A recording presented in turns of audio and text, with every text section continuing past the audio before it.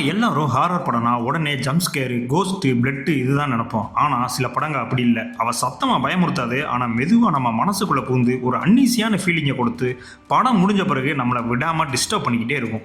நீங்கள் சேஃபாக இருக்கீங்கன்னு நினைக்கும் நேரத்தில் கூட இந்த சீன் உங்கள் நினைவுக்கு உங்களை டிஸ்டர்ப் பண்ணிக்கிட்டே இருக்கும். அந்த ஃபீலிங் பயம் கிடையாதுங்க, ஆனால் அதை விட ரொம்பவுமே மோசமானது. இப்போ அப்படிப்பட்ட பயம் மட்டும் இல்லாமல் உங்கள் மனசவே கலங்க வைக்கக்கூடிய 3 படங்களை தான் பார்க்க போகிறோம். முடிஞ்ச அந்த படத்தை நீங்கள் தனியாக பார்த்து பாருங்கள்.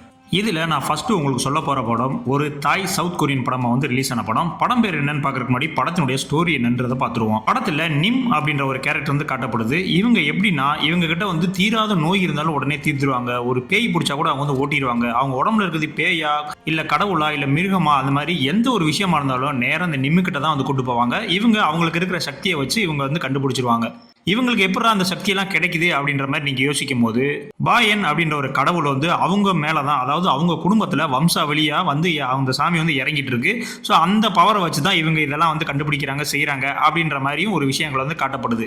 இது உண்மையிலே நடக்குதா இல்லையா அப்படின்றத ஒரு டாக்குமெண்ட்ரி மாதிரி படம் எடுக்கிறதுக்காக ஒரு டீம் உள்ளே இறங்குறாங்க. இது ஒரு புறம் இருக்க, இந்த நிம் இருக்காங்களா, இவங்களுடைய சிஸ்டருடைய மக, அவங்களுக்கு பார்த்தீங்கன்னா பேய் பிடிச்சிருது.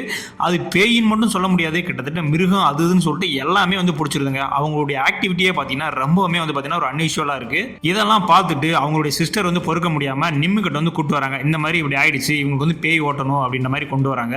நிம்மு அவங்களுக்கு பேய் ஓட்டுனாங்களா இல்லையா, என்ன நடந்துச்சு, உண்மையிலேயே அவங்களுக்கு பேய் தான் பிடிச்சிருந்துச்சா அப்படின்றத கண்டுபிடிச்சாங்களா இல்லையான்றதான் இந்த படத்தினுடைய உண்மையான ஸ்டோரிங்க.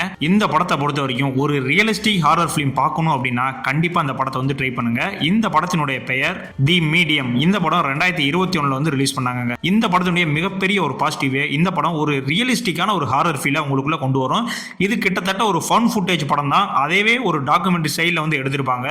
படம் கொஞ்சம் ஸ்லோ பர்னாக தாங்க போகும். ஆனால் படத்தினுடைய முதல் ஃபர்ஸ்ட் ஹாஃப் கொஞ்சம் ஸ்லோவாக போனாலும் அப்படியே உங்களுக்கு டென்ஷன் கொஞ்சம் கொஞ்சமாக பில்ட் ஆகி டாப்பில் லாஸ்ட்டில் ஒரு 15 நிமிஷம் 20 நிமிஷத்துக்கெல்லாம் உங்களுக்கு அப்படியே மனசே உருக்கி எடுத்துருவானுங்க. அந்த அளவுக்கு ஒரு ஒர்த்தான படங்க இந்த படம். இந்த படத்தில் அந்த மிங்க்ன்ற கேரக்டரில் நடித்தவங்க ரொம்பவுமே அற்புதமாக நடிச்சிருப்பாங்க. அதாவது அந்த பேய் பிடிச்ச கேரக்டர், அவங்களுக்கு இதுதான் முதல் படம் அப்படின்ற மாதிரி சொல்றாங்க. ஆக்சுவலாக நீங்க படத்தில் அவங்க ஆக்டிங் எல்லாம் பாருங்க. ஏன்னா அந்த பொண்ணுக்கு இந்த படம் தான் முதல் படம் அப்படின்னு சொல்றாங்க. முதல் படம் மாதிரியே தெரியாது, அந்த அளவுக்கு ஆக்டிங் விழுத்து விட்டுருப்பாங்க. அவங்களுடைய தாயில நடக்கக்கூடிய சில சம்பிரதாயங்கள், அந்த கல்ச்சர்லாம் ரொம்ப டெப்த்தாவே இந்த படத்தில் காட்டியிருப்பாங்க. இந்த படத்தை பொறுத்த வரைக்கும் படம் கொஞ்சம் ஸ்லோ பேஸாக போகும். அது ஒன்று தாங்க அந்த படத்தில் ஒரு மைனஸான படம். ஏன்னா கிட்டத்தட்ட படம் ஒரு 2 மணி நேரம் ஓடும். அந்த 2 மணி நேரத்தில் 1 மணி நேரம் தான் மட்டும்தான் ஸ்லோவாக ஓடும். அடுத்து அந்த 1 மணி நேரம் வேற லெவலில் ஒரு சினிமாட்டிக் எக்ஸ்பீரியன்ஸ் நீங்கள் உணர்வீங்க. நீங்கள் எவ்வளோ பயப்படாத ஆளாக இருந்தாலும் இந்த படம் பார்த்து முடிச்சதுக்கப்புறம் உங்கள் மனதளவில் பார்த்தீங்கன்னா கலங்கி போவீங்க. அந்த அளவுக்கு ஒரு தரமான படம் இந்த படம். இந்த படத்தினுடைய கிளைமேக்ஸ் சிலருக்கு அப்பா மைண்ட் ப்ளோயிங் பா அப்படின்ற மாதிரி தோணும், சிலருக்கு கன்ஃபியூஸாகவும் தோணும். ஸோ உங்களுக்கு கிளைமேக்ஸ் புரியலை அப்படின்னா கண்டிப்பாக கமெண்ட்ஸில் சொல்லுங்கள். அதற்கான விளக்கத்துக்கான வீடியோவும் நான் கண்டிப்பாக தனியாக போடுறேன். இந்த படத்துக்கு IMDb 10க்கு 6.5 ரேட்டிங் கொடுத்துருக்காங்க. இந்த படம் ஜியோ ஹாட்ஸ்டார்லேயே இருக்குது, ப்ரைம்லேயே இருக்குது. ஸோ பார்க்கணும் அப்படின்னா கண்டிப்பாக அந்த படத்தை வாட்ச் பண்ணி பாருங்கள். வேறு விதமான ஒரு ஹாரரை நீங்கள் ஃபீல் பண்ணுவீங்க. அடுத்த நான் 2வதாக சொல்ல போகிற படம் 2013 ரிலீஸ் ஆன ஒரு ஹாரர் படங்க. இந்த படத்தினுடைய பேர் என்னன்னு பார்க்குறதுக்கு முன்னாடி படத்தினுடைய கதை என்னன்றதை பார்த்துருவோம். வாட்டிகனில் இருக்கக்கூடிய ஒரு சர்ச்சிலேருந்து ஒரு 3 பேர் போன்ற ஒரு குழு இங்கிலாந்தில் டெவோன் பகுதியில் உள்ள ஒரு பழமையான தேவாலயத்தை அனுப்புகிறாங்க. எதுக்காக அனுப்புகிறாங்கன்னா, அந்த டெவோன் தேவாலயத்தில் பார்த்தீங்கன்னா நிறைய மர்மமான விஷயங்கள், மர்மமான சப்தங்கள், இந்த மாதிரி நிறைய அமானுஷ்யமான விஷயங்கள், மர்மமான விஷயங்கள்லாம் நடந்துட்டு இருக்கு. அதெல்லாம் உண்மையிலே நடக்குதா இல்லை பொய்யா அப்படின்றத நீங்கள் போய் கண்டுபிடிச்சி ஆராய்ச்சி பண்ணுங்க அப்படின்றதுக்காக ஒரு 3 பேர் உள்ள இறங்குறாங்க. அதுக்கப்புறம் இந்த படத்தில் என்ன நடந்துச்சு அப்படின்றது தான் இந்த படத்தினுடைய ஒன்லைனர் ஸ்டோரி. இந்த படத்தினுடைய பெயர் 2013 ரிலீஸ் ஆன தி பார்டர் லைன்ஸ். இந்த படம் அமெரிக்காவில் தி ஃபைனல் பிரேயர் அப்படின்ற பேரில் ரிலீஸ் பண்ணாங்க. நீங்கள் கூகுளில் ஃபைனல் பிரேயர்னு போட்டாலும் வரும், தி பார்டர் லைன்ஸ் அப்படின்னு போட்டாலுமே வரும். நீங்கள் ஒரு தரமான ஹாரர் படம், ஹாரருக்கும் மேலே ஒரு விதமான பதட்டத்தை உணரணும் அப்படின்னா கண்டிப்பாக இந்த படத்தை நீங்கள் பார்க்கலாம். அதுவும் இந்த படத்தினுடைய கிளைமேக்ஸ் ரொம்பவுமே தனித்துவமாக இருக்கும். இது வரைக்கும் நீங்கள் ஹாரர் படத்தில் பார்க்காத ஒரு கிளைமேக்ஸ் இந்த படத்தில் வச்சிருப்பாங்க. அது மட்டும் இல்லை, டீக்கன் அண்ட் மார்க் அவங்க இந்த ஒரு 2 கேரக்டர் இருக்காங்களா, இவங்களுக்கு இடையில இருக்கக்கூடிய சீன்ஸ் எல்லாமே சூப்பராக இருக்கும். அவங்களுடைய கான்வர்சேஷனே அந்த அளவுக்கு தரமாக இருக்கும். அந்த அளவுக்கு அவங்களுடைய தரமான ஒரு ஆக்டிங்கும் வெளிப்படுத்தியிருப்பாங்க. இந்த படம் சாதாரண ஹாரர்லாம் கிடையாது, ஒரு விதமான ஒரு காஸ்மிக் ஹாரர்னு சொல்லுவாங்களே, அதாவது இது ஒரு பேய் படம், ஆவி படம்லாம் இல்லை, அதையும் தாண்டி சயின்டிஃபிக்காக அவங்கள உளவியெல்லாம் தாக்கக்கூடிய ஒரு படங்க இந்த படம். அது மட்டும் இல்லாமல் இந்த படத்தினுடைய சவுண்ட் டிசைனிங்காகவே இந்த படம் பல அவார்டுகளை வந்துச்சு. ஏன்னா அந்த அளவுக்கு வந்து சவுண்ட் டிசைனிங்லாம் ஒர்த்தாக இருக்கும். அது மட்டும் இல்லை, இந்த படம் ஒரு ஃபவுண்ட் ஃபுட்டேஜ் படம்ன்றனால அவங்க தலையில் வந்து கேமரா மாட்டிட்டு அப்படியே நடந்து போயிட்டே இருப்பாங்க. ஸோ அதுதான் வந்து படமாக வந்து நம்மளுக்கு வந்து காட்டப்படும். ஸோ நம்மளே வந்து டைரெக்டாக வந்து உள்ளே போயிட்டு இருக்கோம் அப்படின்ற மாதிரி ஒரு ஃபீலை வந்து கொடுக்கும்.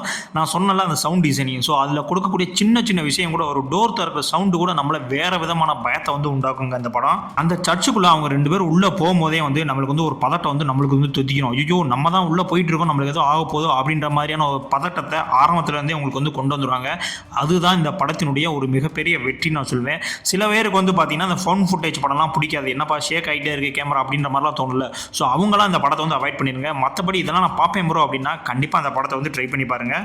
ஒவ்வொரு கேரக்டரும் ஒவ்வொரு சீனும் எல்லாமே வந்து ஒர்த்தாக இருக்கும். அந்த அளவுக்கு ஃபைனலாக உங்களுடைய கிளைமேக்ஸ், இந்த கிளைமேக்ஸ் உங்களால் ஏற்றுக்க முடியாமலும் போகலாம், இல்லை நீங்கள் பிரமிச்சும் போகலாம். அந்த அளவுக்கு வந்து ஒரு தரமான கிளைமேக்ஸ் வந்து இந்த படத்தில் வந்து வச்சுருப்பாங்க. நீங்கள் ஹாரர்னு ஒரு விஷயம் பார்த்துட்டு இருக்கும்போது அது ஃபைனலாக வேறு விதமாக வந்து உங்களை டோட்டலாக மாற்றி வேறு கிளைமேக்ஸ் அப்படின்ற மாதிரி ஒன்று கொடுத்துருப்பாங்க. ஸோ வழக்கமான ஒரு ஹாரர் படம் போல தான். ஃபஸ்ட்டு ஒரு மணி நேரம் 10 நிமிஷம் வந்து பார்த்தீங்கன்னா ரொம்ப ஸ்லோவாக தான் போகும். கதை பிக்கப் ஆகிறதுக்கு லாஸ்ட் 20 நிமிஷம் உங்களை வந்து வேறு விதமாக வந்து சும்மா தெறிக்க விட்டுருப்பாங்க படம். ஸோ இந்த படம் வந்து நீங்கள் பார்க்கணும் அப்படின்னா கண்டிப்பாக வந்து வாட்ச் பண்ணுங்கள். அந்த அளவுக்கு வந்து ஒரு ஒர்த்தான படம். இந்த படத்துக்கு IMDb ரேட்டிங் வந்து பார்த்தீங்கன்னா 5.8 தான் வந்து கொடுத்துருக்காங்க. என்னடா 5.8 தான் ரேட்டிங் கொடுத்துருக்காங்களே அப்படின்ற மாதிரி நீங்கள் நினைக்க வேணாம். படத்தை நீங்கள் என்ன நம்பி பாருங்கள், அந்த அளவுக்கு வந்து தரமாக இருக்கும். இந்த படம் அமேசான் பிரைம் வீடியோவில் தான் இருந்துச்சு, நான் இப்போ பார்த்தேன். பட் இப்போ வந்து பார்த்தீங்கன்னா அந்த படத்தை அதில் வந்து ரிமூவ் பண்ணிட்டாங்க. ஸோ உங்களுக்கு டெலகிராம் இதெல்லாம் இருந்துச்சு அப்படின்னா கண்டிப்பாக அந்த படத்தை வந்து டவுன்லோட் பண்ணி பாருங்கள்.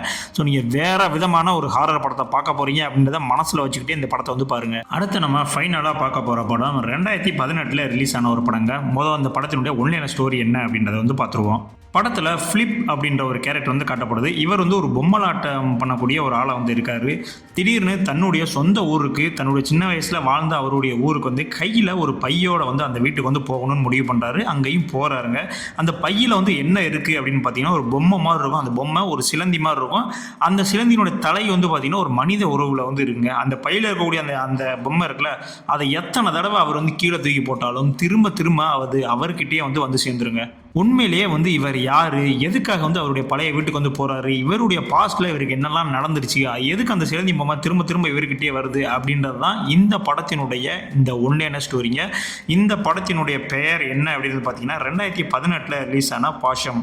உங்களுக்கு மனதளவில் உளவியல் ரீதியாக நான் ஸ்ட்ராங்கான ஆடு அப்படின்னு நீங்கள் நினச்சா மட்டும் இந்த படத்தை பாருங்கள். மற்றபடி நான் சும்மா பேய் படம் பார்க்குற மாதிரிலாம் இந்த படத்தை வந்து நீங்கள் பார்க்க முடியாது. உங்களை மனதளவில் ரொம்பவுமே வந்து ஒரு டென்ஷன் பில்ட் பண்ணி உங்களை வேறு விதமாக மாற்றி விட்டுரும். ஸோ நீங்கள் அந்த மாதிரி ஹெல்த்தியாக ஒரு மென்டலி ஹெல்த்தியாக இருந்தீங்க அப்படின்னா கண்டிப்பாக அந்த படத்தை வந்து வாட்ச் பண்ணி பாருங்கள். இது வெறும் பேய் படம் மட்டும் கிடையாது. ஒரு மனுஷனுடைய கடந்த கால உணர்வு கசப்பு அது எல்லாத்தையும் சேர்த்து வேறு விதமாக வந்து ஸ்க்ரீன் ப்ளே பண்ணி உங்களுக்கு வந்து காட்டியிருப்பாங்க. படத்தில் ரொம்ப குறைவான வசனங்கள் தான் இருக்கும். மேக்ஸிமம் படத்தில் சைலண்ட்டாக தான் இருக்கும். ஸோ இதெல்லாம் வந்து உங்களுக்கு பிடிக்கும். இந்த மாதிரி படங்கள்லாம் நீங்கள் பார்ப்பீங்க அப்படின்னா கண்டிப்பாக அந்த படத்தை வந்து ட்ரை பண்ணுங்கள்.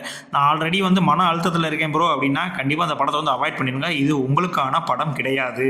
இந்த படத்துக்கு IMDb 5.8 ரேட்டிங் வந்து கொடுத்துருக்காங்க. இந்த படமும் பிரைம் வீடியோவில் இருக்குது, பார்க்காதவங்க பாருங்கள். ஒருவேளை இப்போ பிரைம் வீடியோவில் இல்லை தூக்கிட்டாங்க அப்படின்னா கண்டிப்பாக இதனுடைய லிங்க் வந்து டெலகிராமில் இருக்குது, நீங்கள் வந்து டவுன்லோட் பண்ணி இந்த படத்தை வந்து வாட்ச் பண்ணுங்கள். திரும்பவும் சொல்கிறேன், மன ரீதியாக ஸ்ட்ராங்காக இருக்க ஆள் மட்டும் இந்த படத்தை வந்து பாருங்கள். இப்போ நான் சொன்ன இந்த 3 படங்களில் உங்களுடைய ஃபேவரட் எது அப்படின்றத கண்டிப்பாக வந்து கமெண்ட்ஸில் பண்ணுங்கள். என்னுடைய ஃபேவரட் எது அப்படின்னு பார்த்தீங்கன்னா ஃபஸ்ட்டு நான் சொன்னேன் அந்த தாய் சவுத் கொரியன் படம் இருக்குல்ல, அந்த தி மீடியம், அந்த படம் தான். அந்த படம் எனக்கு ரொம்பவுமே வந்து பிடிச்சிருந்துச்சு. இப்போவும் சொல்கிறேன், அந்த படம் நான் தனியாக தான் பார்த்தேன். அந்த அளவுக்கு வந்து ஒரு ஹாரர் எஃபெக்ட் வந்து எனக்குள்ளே ஏற்படுத்துச்சு.